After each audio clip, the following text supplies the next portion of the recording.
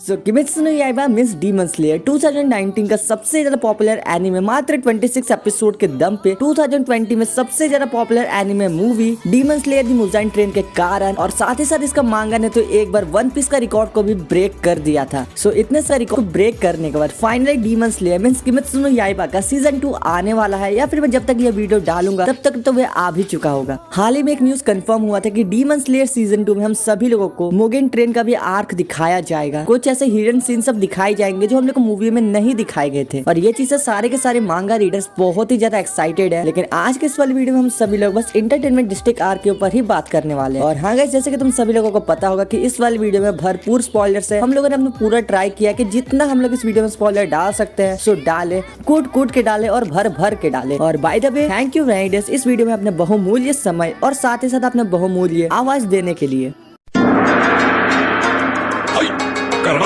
SMS demon slayer entertainment district arc में main antagonist के तौर पे हमें अपर मून 6 डीमंस देखने को मिलेंगे, डाकी और गियोतारो। एज अपर डीमंस इन्होंने ओवर सेंचुरीज ये मल्टीपल हाशिरास और ह्यूमंस को डिवाइड कर चुके हैं। इन्हें अपर डीमन में अपर मून 2 डॉमा शामिल करता है, जो कि अपने ह्यूमन लाइफ के लास्ट मोमेंट्स में होते हैं। शुरुआत में डाकी को ही एज अपर मून 6 के तौर पे दिखाया जाता है आर्क में, जो कि वो है भी, बट बाद में गियोतारो का भी इंट्रोडक्शन किया जाता है अपर मून 6 में, जो कि उसका बड़ा भाई होता है। डाकी का डीमन आर्ट लोअर मून 5 रुई से काफी मिलता जुलता है, बट इसके ओबी शैश में और भी एबिलिटीज है, जैसे कि वो इन शैश में लोगों को भी कैप्चर कर सकती है। गियोतारो अपने डीमन आर्ट के लिए सिकल एज वेपन यूज करता है, जो कि वो ब्लड मैनिपुलेशन एबिलिटी यूज करके ओपोनेंट को पॉइजन करता है, एंड ये ट्रू होल्डर है अपर रैंक 6 का। इन दोनों की बैक स्टोरी काफी इमोशनल है, जो कि मैं सीरीज में देखना ही रेकमेंड करूंगा। इसमें as protagonist sound Hashira Uzui Tengen और उसकी 3 वाइफ तांजीरो, जेनेत्सु, इनोसुके और नेजुको है। उजुई तेंजिन का एज ए साउंड हाशिरा और शिनोबु होने का पूरा पोटेंशियल हमें इसमें देखने को मिलता है। फाइनल बैटल लिटरली गूज़बम्प्स दे देगा। तांजीरो इस आर्क में अपना डीमन स्लेयर मार्क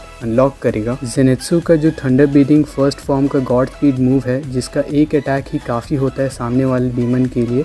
इस आर्क में हमें पता चलता है कि उस मूव को एक दिन में सिर्फ 2 ही बार इस्तेमाल कर सकता है। और जैसे कि इनोसुके ने मैंशन आर्क में बताया था कि वो अपने ऑर्गन्स को इंटरनली इधर उधर कर सकता है, वो हमें इस एंटरटेनमेंट डिस्ट्रिक्ट आर्क में देखने को मिलता है। नेजुको इस आर्क में अपना डीमन मार्क डेवलप करेगी और न्यू फॉर्म देखने को मिलेगा। और अगर सारे चैप्टर्स अडेप्ट होते हैं इस आर्क के, तो हमें सारे अपर मून्स का गैदरिंग भी देखने को मिलेगा, जिन्हें मुजान सबन करता है इन्फिनिटी कैसल में। और ये बिल्कुल वैसे ही है जैसे सीजन 1 की रिहेबिलिटेशन ट्रेनिंग आर्क में हाशिरा मीटिंग देखने को मिला था।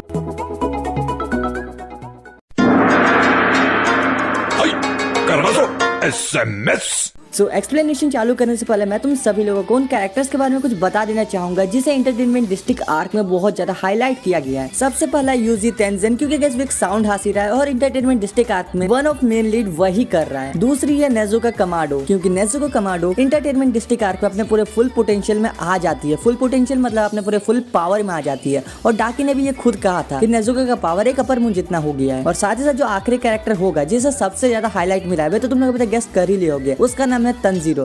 तंजीरो आखिर का एंटरटेनमेंट डिस्ट्रिक्ट आर्क में क्यों हाईलाइट हुआ है, उसके पीछे का सिर्फ एक ही रीजन है, dance of the fire God. Entertainment district arc में बहुत ज्यादा dance of the fire God हुआ है, दैट्स व्हाई तंजीरो कमाडो भी हाईलाइट हो गया है। तो यही कुछ मेन कैरेक्टर है जिनके ऊपर हम लोग का ये डिस्कशन चलेगा स्टोरी लाइन का। एंटरटेनमेंट डिस्ट्रिक्ट आर्क के स्टार्टिंग होते ही हम सभी लोगों को साउंड मींस यूजी को दिखाया जाता है, जो तंजीरो, जेनेत्सु और इनोसुके को फीमेल गर्ल्स यानी कि गर्ल्स बना के रेड लाइट एरिया में लेके गया। अब वहाँ पे वे क्यों गया है, इसके पीछे का 2 रीजन है। सबसे पहला ये है कि वहाँ पे उन लोगों को बहुत सारे ऐसे क्लूज मिले हैं कि वहाँ पे एक अपर मून डीमन है, और साथ ही साथ यूजुई ने उन अपर डीमन मून्स का इन्फॉर्मेशन निकालने के लिए अपनी वाइफ्स को भी रेड एरिया में भेजा था। लेकिन अभी रिसेंटली कुछ ही वीक से यूजुई की वाइफ यूजुई से कनेक्ट नहीं कर पा रही थी, तो उसके चलते यूजुई टेंशन में था और उसको देखने के लिए कि सिचुएशन सब कुछ ठीक है कि नहीं है, एंटरटेनमेंट डिस्ट्रिक्ट एरिया में गए थे।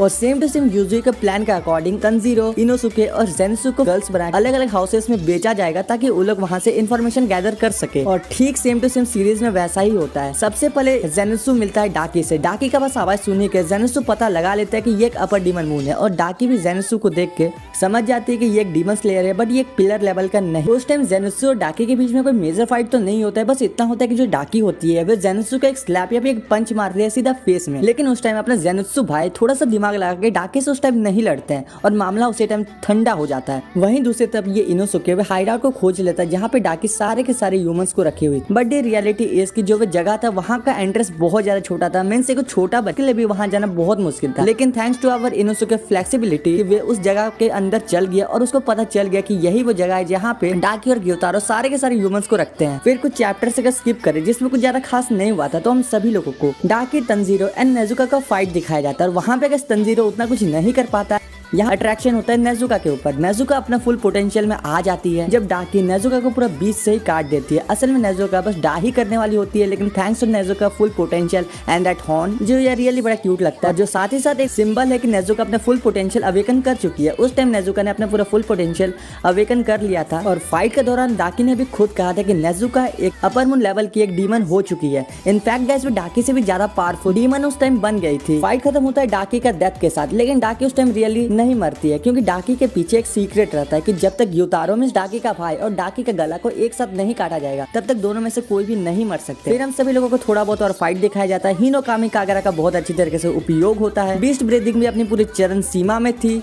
तंजीरो कामेडो और यूजी मींस जो साउंड पिलर है वे दोनों के दोनों ग्योतारो से लड़ रहे रहते हैं, लेकिन फिर वे ग्योतारो का ही पलड़ा भारी होता है। और इनफैक्ट की जो ये ग्योतारो होता है वे तंजीरो और यूजी को पूरा पॉइजन से भर देता है। मींस फाइट के दौरान उन दोनों के बॉडी में बहुत ज्यादा पॉइजन आ जाता है और ये चीज के कारण गाइस दोनों की डेथ भी हो सकती है। जहाँ पे ये दोनों ग्योतारो से लड़ रहे होते हैं वहीं पे जेनुत्सु और इनोसुके डाकी की गर्दन को 3 बार अलग कर चुके होते हैं। लेकिन फिर बहुत सारे मेहनत मशक्कत के बाद sound breathing, Hinokami कागरा, thunder breathing और बीस्ट ब्रीदिंग का तड़का मिलाने के बाद तभी जाके ग्योतारो का डेथ होता है। और यहीं पे डाकी का भी गर्दन उसके धड़ से अलग हो जाता है। मींस एट दी लास्ट दोनों का गर्दन एक ही साथ अलग रहता है और यहीं पे दोनों भाई बहन का कहानी खत्म हो जाता है।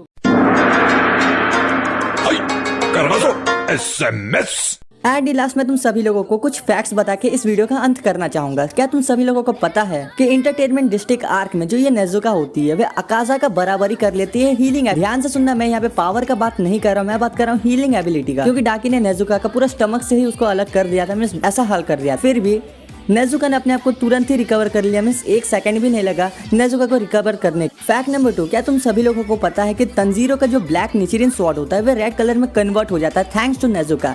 नेजुका अपना ब्लड तंजीरो का स्वॉर्ड में अप्लाई करती है जिसके कारण तंजीरो का स्वॉर्ड बहुत ज्यादा गर्म हो जाता है और वह ब्लैक निचिरिन स्वॉर्ड से रेड निचिरिन स्वॉर्ड में कन्वर्ट हो जाता है। फैक्ट नंबर 3, क्या तुम लोगों ने सोचा कि जब मैंने कहा कि ग्योतारो और डाकी का गर्दन को एक ही साथ कटना चाहिए तो ऐसा क्यों? गाइस इन लोगों में ऐसा क्या खास है कि ये दोनों का गर्दन जब एक ही साथ काटेंगे तभी दोनों मरेगा? तो इसके पीछे एक रीजन है कि दोनों के पास एक ही ब्रेन और एक ही हार्ट है। मतलब गाइस तुम लोग समझो, ग्योतारो और डाकी असल में 2 डीमंस है लेकिन दोनों के ब्रेन्स और हार्ट एक ही है। मींस अगर मान लो हम लोग इसको काट देंगे तो ये जिंदा रहेगा तो दोनों जिंदा बच जाएंगे। दोनों डीमंस के पास भले अलग अलग बॉडीज है लेकिन ब्रेन और हार्ट दोनों का कनेक्टेड। और यही एक रीजन था कि डाकी को 3 बार हराने के बाद भी डाकी क्यों नहीं मरी थी। गाइस नंबर 4 एक बहुत ही ज्यादा फन फैक्ट होने वाला है। क्या तुम लोगों ने साउंड हाशिरा का माउस को देखा है? अगर तुम लोगों ने नहीं देखा है तो ये वाला इमेज को देखो। तुम सभी लोग जानते हो कि साउंड हाशिरा अपने लुक्स पे बहुत ज्यादा ध्यान रखता है, लेकिन यार हमको ये नहीं पता था कि वो अपने साथ साथ अपने पेट्स के भी लुक्स पे इतना ज्यादा ध्यान रखता है। Fact number 5 and the most important fact, guys क्या तुम सभी लोगों को पता है कि डीमन स्लेयर सीजन 2 अभी तक का सबसे ज्यादा पॉपुलर एनीमे